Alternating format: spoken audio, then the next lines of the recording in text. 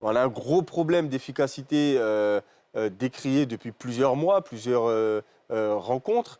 Est-ce qu'aujourd'hui, c'est essentiel d'avoir un numéro 9 de formation, si je peux dire ça comme ça, à la pointe de cette équipe des éléphants de Côte d'Ivoire? Moi, je dirais, le problème, est-ce qu'il est vraiment là sur ce match? Parce que tout va dépendre du projet de jeu face à ce que le Cameroun nous impose tactiquement.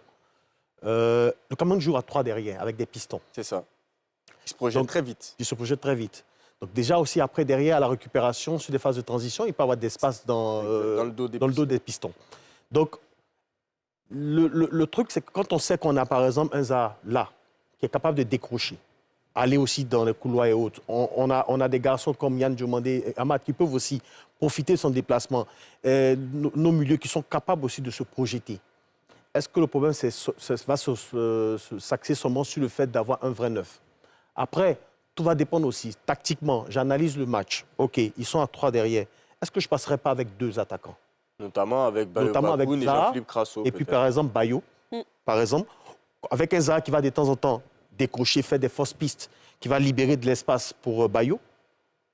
Ou Jean-Philippe Crasso qui peut jouer ce rôle de numéro 9. Ou, comment on appelle ça, avec ses déplacements à 2 devant, un qui va fixer l'autre, qui va tourner autour en électron libre, et qui va permettre aussi de créer des espaces pour nos milieux qui vont plonger, ou pour Amad, des trucs qui vont beaucoup être moins que dans le jeu, dans le couloir, mais qui vont profiter des espaces pour attaquer la surface.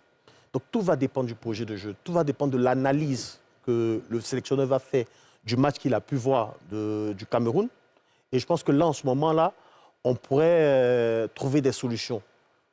Mais après, si on veut rester, par exemple, dans notre 4-3-3, je pense qu'à ce niveau-là, il va peut-être falloir un vrai neuf, mais pas un neuf qui va pouvoir vraiment faire un gros travail de fixation sur la défense à 3 du Cameroun.